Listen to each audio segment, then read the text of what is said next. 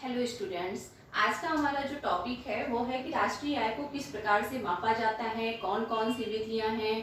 अपने जो पहले के लेक्चर्स हैं नेशनल इनकम के, उसमें हम बात कर चुके हैं कि राष्ट्रीय आय की परिभाषाएं कौन सी हैं और जो विभिन्न कॉन्सेप्ट हैं राष्ट्रीय आय के, उनको हम अपने लास्ट लेक्चर में डिस्कस कर चुके हैं। तो आज हम बात करेंगे कि राष्ट्रीय आय को मापने की कौन कौन सी विधियां हैं। राष्ट्रीय आय मापन की 3 विधियां हैं। इनको आप ऐसे डिवाइड करके अपना चार्ट बना सकते हैं और नोट्स में भी आप इनको ऐसे ही रखिएगा, तो आप कभी भी भूलेंगे भी नहीं और बहुत इजीली मैं इतने में ही आपको समझा दूंगी कि आपको क्या क्या चीजें अपने नोट्स में शामिल करनी है। पहली विधि है जिसको बोलते हैं प्रोडक्शन मेथड, यानी कि उत्पादन विधि, प्रोडक्शन मेथड, और इसको वैल्यू एडेड मेथड भी बोलते हैं अथवा वैल्यू एडेड मेथड। हिंदी में बोलते हैं मूल्य वृद्धि पद्धति और इसको बोलते हैं उत्पादन विधि। ठीक है। दूसरा है आपका आय विधि, इनकम मेथड, और तीसरी आपकी एक्सपेंडिचर मेथड जिसको बोलते हैं व्यय विधि। अगर आपको हिंदी में लिखना है तो आप हिंदी में लिख लीजिए एक्सपेंडिचर मेथड। अब हम एक एक पे बात करते जाएंगे। उत्पादन विधि या फिर वैल्यू एडेड मेथड, इससे हम राष्ट्रीय आय का आकलन किस प्रकार करते हैं। जब हमने अपना राष्ट्रीय आय का चैप्टर स्टार्ट किया था तो हमने आपको बताया था कि राष्ट्रीय आय का मतलब होता है किसी देश में एक वर्ष में जितनी भी वस्तुओं और सेवाओं का उत्पादन हुआ है उनका मौद्रिक मूल्य राष्ट्रीय आय है। अब प्रोडक्शन मेथड का मतलब ये हुआ कि जो उत्पादन हुआ है। यहां समझने वाली बात यह है कि हम किन वस्तुओं को प्रोडक्शन मेथड में शामिल करेंगे और किन को हम इससे अवॉइड करते हैं। वस्तुएं 2 प्रकार की हो सकती हैं, या फिर एक ही वस्तु एक समय में एक प्रकार की हो सकती है और दूसरे समय में दूसरे प्रकार की हो सकती है। एक होता है अंतिम वस्तुएं, इसको ऐसे समझ लीजिए, अंतिम वस्तुएं जिसको बोलते हैं अल्टीमेट गुड्स या फिर रेडी टू यूज। जैसे कि मान लीजिए कि आटा है, ठीक है। अगर आटे की रोटी बना करके खा ली जाती है तो वहां पे आटा अल्टीमेट गुड्स हुआ। लेकिन अगर वो आटा एक बेकर के पास जाता है और उससे वो ब्रेड बना रहा है तो जो आटा है वो मध्यवर्ती वस्तु हुई। वस्तु आटा ही है, लेकिन एक समय में अगर रेडी टू यूज के रूप में हम उसको यूज कर रहे हैं तो आटे को डायरेक्ट भी यूज किया जाता है। लेकिन बहुत सारी चीजें होती हैं जिनको बनाने में आटा मध्यवर्ती इंटरमीडिएट गुड्स के रूप में भी यूज होता है। तो इस मेथड में ध्यान रखने वाली बात ये होती है कि जो अंतिम वस्तुएं होती हैं, यानी कि रेडी टू यूज वस्तुएं होती हैं जो बनके तैयार हो चुकी हैं, उनकी जो मार्केट वैल्यू होती है, अगर उसको निकाल लिया जाए तो राष्ट्रीय आय की गणना हो जाएगी। तो इसको निकालने के लिए हम क्या करेंगे, जितना टोटल अल्टीमेट गुड्स का प्रोडक्शन हुआ है, यानी कि क्वांटिटी तो क्यू, और उसको हम मल्टीप्लाई कर देंगे जो भी उनकी मार्केट वैल्यू है, यानी कि इनटू पी। अगर हम इस फॉर्मूला को रख देते हैं तो हमें प्रोडक्शन मेथड से कितनी भी राष्ट्रीय आय है उसकी गणना हम कर सकते हैं। एक देश में जितनी भी अंतिम वस्तुओं का, इसमें हम इंटरमीडिएट गुड्स शामिल नहीं करेंगे, जितनी भी रेडी टू यूज वस्तुएं हैं उनका जो मार्केट वैल्यू है अगर उसको हम काउंट कर लें तो हम राष्ट्रीय आय की गणना कर सकते हैं।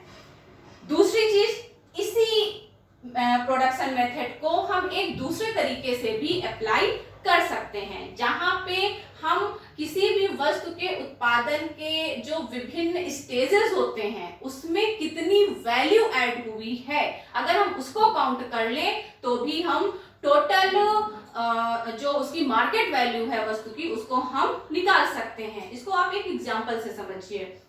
जैसे अभी हम आटे का उदाहरण ले रहे थे।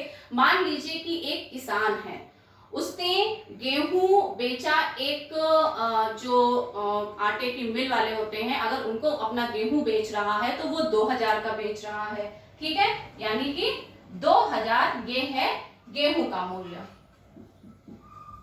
ठीक। अब मान लीजिए जो आटा मिल वाला है वो एक बेकर को बेच रहा है, जो ब्रेड बनाते हैं, मान लीजिए उनको गेहूं मैदे के रूप में कन्वर्ट करके या आटा बना करके अगर उनको दे रहे हैं तो इसकी वैल्यू हो जाती है मान लीजिए 2500। ठीक है। अब जो बेकर है उसने जो ब्रेड बनाई है, अगर उसकी वैल्यू हम निकालते हैं और वो हो जाती है, यानी कि जो बेचने के लिए ब्रेड आती है रिटेलर्स के पास, अगर हम उसकी वैल्यू निकाल लें, मान लीजिए वो होती है 3000।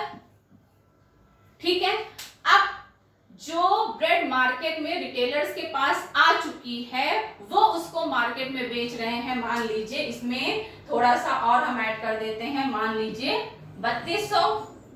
ये हो गया आटे का रेट, ये हो गया गेहूं का रेट, ये हो गया आटे का रेट, ये हो गई ब्रेड जब जिसने बनाई है उसकी फैक्ट्री में ब्रेड की वैल्यू है 3000, लेकिन जब वो मार्केट में रिटेलर के पास आती है तो उसकी वैल्यू हो गई है इतनी। ठीक है। अब हमें ये निकाल लेना है कि वैल्यू हर स्टेज में कितनी बढ़ती गई है। क्लियर। अब क्योंकि यहाँ पे तो कोई इंटरमीडिएट गुड्स है नहीं, तो ये तो हो गया आपका 2000, फिर 2000 और 2500, यानी कि यहाँ पे वैल्यू बढ़ी हमारी 500, दोनों का डिफरेंस। आफ्टर दैट फिर 500 वैल्यू बढ़ रही है, फिर 500 हो गया। ठीक है। और फिर यहाँ पे वैल्यू हमारी बढ़ रही है 200। अब आप इसको काउंट कर लीजिए, 0 0 10 2 12 का 2 और 3, यानी कि जो ब्रेड मार्केट में बिकने के लिए आई ये 3200 हो गया जब आपने उसको एज ए अल्टीमेट गुड्स लिया, यानी कि प्रोडक्शन मेथड। और अगर आपने उसी वस्तु के विभिन्न स्टेजेस में, यानी कि वस्तु को प्रोडक्शन के विभिन्न स्टेजेस में जितनी वैल्यू बढ़ती गई है, अगर आप उसको भी काउंट कर लेंगे तो भी आपका वही सॉल्यूशन, वही आपका आंसर निकल के आएगा। क्लियर। या तो आप अल्टीमेटली वो वस्तु जब बनके तैयार हो जाती है तब आप उसकी मार्केट वैल्यू काउंट कर लें इस फॉर्मूला से, और या तो फिर वो वस्तु जब बन रही है तो उसके कुछ स्टेज होंगी, एकदम से वस्तु रॉ मटेरियल से एक निर्मित वस्तु में नहीं कन्वर्ट होगी, उसके कुछ स्टेज होते जाते हैं। ठीक है। अगर प्रत्येक स्टेज में जो वैल्यू बढ़ रही है आप उसको काउंट कर लेंगे तो भी आपका कितना टोटल प्रोडक्शन हुआ है एक देश में वो आप निकाल सकते हैं। तो पहला मेथड आपका हो गया प्रोडक्शन मेथड या फिर वैल्यू एडेड मेथड। क्लियर।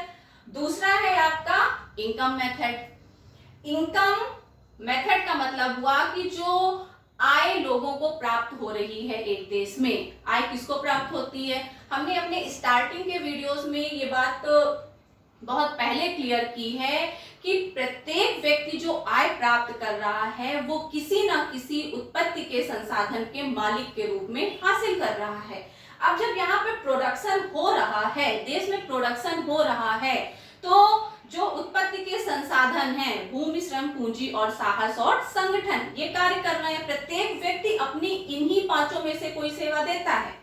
आप सोच के देख लीजिए, अगर मैं यहाँ पे पढ़ा रही हूँ तो मैं एक अपना श्रम ही तो दे रही हूँ। श्रम का मतलब हमेशा केवल मजदूरी नहीं होता है, मानसिक श्रम होता है, शारीरिक श्रम होता है। ठीक है। कोई व्यक्ति होगा जिसके पास लैंड होगा तो वो अपनी लैंड प्रोडक्शन के लिए दे रहा होगा। एक व्यक्ति होगा जिसके पास पूंजी होगी तो वो ब्याज पे पैसा दे रहा हो प्रोडक्शन के। यही तो मीन्स ऑफ प्रोडक्शन है। क्लियर। तो जब उत्पादन हुआ देश में तो उसकी लागत के रूप में विभिन्न उत्पत्ति के संसाधनों को जो आय प्राप्त होती है, अगर उसको काउंट कर लिया जाए तो वो भी साधन लागत पर एक देश की राष्ट्रीय आय को बताते हैं। और इसीलिए भारत में जो राष्ट्रीय आय मापी जाती है वो कॉन्सेप्ट है एनएनपी एट फैक्टर कास्ट। क्यों? क्योंकि जो फैक्टर्स होते हैं उत्पादन के लिए, उनको जो आय प्राप्त होती है, अगर उसको भी काउंट कर लिया जाए तो एक देश में कितनी आय हुई है, कितनी राष्ट्रीय आय जनरेट हुई है, वो हम काउंट कर सकते हैं। तो क्योंकि 4 ही मेन उत्पत्ति के संसाधन होते हैं, हालांकि हम 5 पढ़ते हैं, लेकिन जो मेजर है वो 4 होते हैं। अगर उन चारों को जोड़ दिया जाए, ठीक है, नेशनल इनकम में क्या क्या हो जाएगा? नेशनल इनकम में हो जाएगा, अगर किसी के पास मान लीजिए भूमि है तो उसको भूमि के बदले में रेंट मिल जाएगा, ठीक है। इसको हम हटाते हैं और यहां से लिखते हैं। ये आप अपने नोट्स में एज इट इज लिख लीजिए, आपको कभी भी कंफ्यूजन नहीं होगा। बस ये चार्ट आप बना लीजिए मेजरमेंट के लिए, आप कभी नहीं कंफ्यूज होंगे, ठीक है। नेशनल इनकम के लिए हमें क्या क्या काउंट करना होता है? रेंट, यानी कि अगर भूमि है तो उसके बदले में लगान। दूसरा, अगर कैपिटल है तो उसके बदले में इंटरेस्ट। अगर कोई अपनी मजदूरी दे रहा है, अपनी सर्विसेज दे रहा है, मानसिक या शारीरिक, तो उसको हम वेज में रखते हैं, प्लस वेजेस। और जो व्यक्ति प्रोडक्शन कर रहा है, साहसी उद्यमी, वो अपना प्रॉफिट लेता है। तो अगर रेंट, इंटरेस्ट, वेजेस और प्रॉफिट को काउंट कर दिया जाए तो आपको ग्रॉस नेशनल इनकम यानी कि जीएनआई प्राप्त हो जाती है, ठीक है। तीसरा है एक्सपेंडिचर मेथड। अब जो आय प्राप्त हुई है, अगर उत्पत्ति के साधन के रूप में मुझे आय प्राप्त हो रही है तो उसको मैं व्यय भी तो कर रही हूं। तो अगर आप आय काउंट कर लेते हैं तो भी आप नेशनल इनकम निकाल सकते हैं। और अगर कुछ सेक्टर ऐसे हैं जहां हम आय काउंट नहीं कर सकते हैं तो वहां हम ये देखते हैं कि वहां पे व्यय क्या किया गया है। जो आय होगी वही तो व्यय की जाएगी, और अगर व्यय नहीं की गई है तो उसकी सेविंग कर ली गई है। तो अगर हम व्यय और सेविंग्स को निकाल ले तो हम एक्सपेंडिचर मेथड से नेशनल इनकम को काउंट कर सकते हैं। जो एक्सपेंडिचर मेथड का फॉर्मूला है वो है, इसको मैं यहां लिख रही हूं, नेशनल इनकम, इसको हम काउंट कर सकते हैं C प्लस आई प्लस जी प्लस एक्स माइनस एम। अब देखिए इनमें क्या क्या चीजें शामिल की गई हैं। C का मतलब है कंजम्पशन पर व्यय। ये कंजम्पशन है जो हाउस होल्ड सेक्टर के लोग, हम और आप अपने उपभोग पे खर्च करते हैं वो। I यानी कि इन्वेस्टमेंट पे जो खर्च हो रहा है। G जो गवर्नमेंट खर्च कर रही है। और X माइनस M का मतलब हो गया है जो खर्चा हम इंपोर्ट पे, शुद्ध आयात व्यय जो होता है उसको हम यहाँ पे काउंट कर लेते हैं। या फिर विदेशों से जो शुद्ध आय है वो प्लस माइनस जो भी है उसको हम यहाँ पे ऐड करते हैं। जब हमने नेशनल इनकम के कॉन्सेप्ट पढ़ाए थे तो वहां पे हमने आपको x माइनस एम क्लियर किया हुआ है, तो वही कॉन्सेप्ट यहाँ पे काम करता है। यानी कि अगर ये 4 व्यय, कंजम्पशन, इन्वेस्टमेंट, गवर्नमेंट एक्सपेंडिचर और नेट इंपोर्ट, अगर इसको हम काउंट कर लेते हैं तो हम व्यय विधि से राष्ट्रीय आय की गणना कर लेते हैं। तो ये 3 मेथड हैं जिनसे राष्ट्रीय आय को काउंट किया जाता है। एक चीज यहाँ पे और समझने वाली है, जो उत्पादन होता है, उत्पादन, साधनों को प्राप्त आय और उसका व्यय, ये तीनों फैक्टर सर्किल के रूप में एक इकोनॉमी में चलते रहते हैं।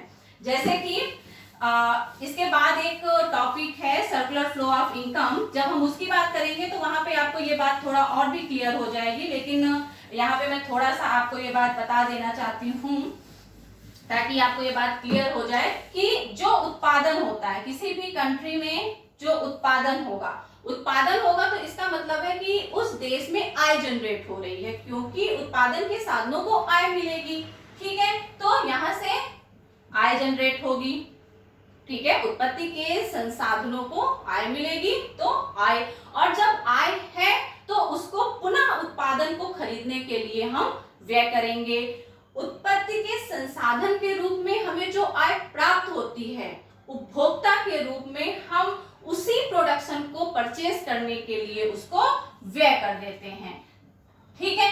अब क्योंकि व्यय कर रहे हैं, यानी कि जब आय है तो हम डिमांड कर रहे हैं, व्यय कर रहे हैं, तो जब डिमांड होगी तो पुनः सप्लाई होगी, यानी कि पुनः प्रोडक्शन होगा। तो उत्पादन, आय और व्यय, इसका एक सर्कुलर इकोनॉमी में हमेशा चलता रहता है। तो चाहे हम उत्पादन का मूल्य ज्ञात कर लें, चाहे हम कितनी आय उत्पत्ति के साधनों को मिली है हम उसको काउंट कर लें, या फिर कितनी आय व्यय की गई है, क्योंकि जो आय है वो या तो पूरी व्यय कर दी जाएगी या तो सेविंग की जाएगी। तो चाहे हम इसको काउंट करें, चाहे हम इसको काउंट करें और चाहे हम इसको काउंट कर लें, हम राष्ट्रीय आय को निकाल सकते हैं। इसीलिए कहते हैं कि जो जीएनपी यानी कि ग्रॉस नेशनल प्रोडक्ट, ये बराबर होता है जीएनआई यानी कि ग्रॉस नेशनल इनकम, और ये बराबर होता है जीएनई यानी कि ग्रॉस नेशनल एक्सपेंडिचर के। ये तीनों होंगे बराबर ही, ठीक है। ये चीज हमेशा याद रखिए, जीएनपी बराबर जीएनआई बराबर जीएनई।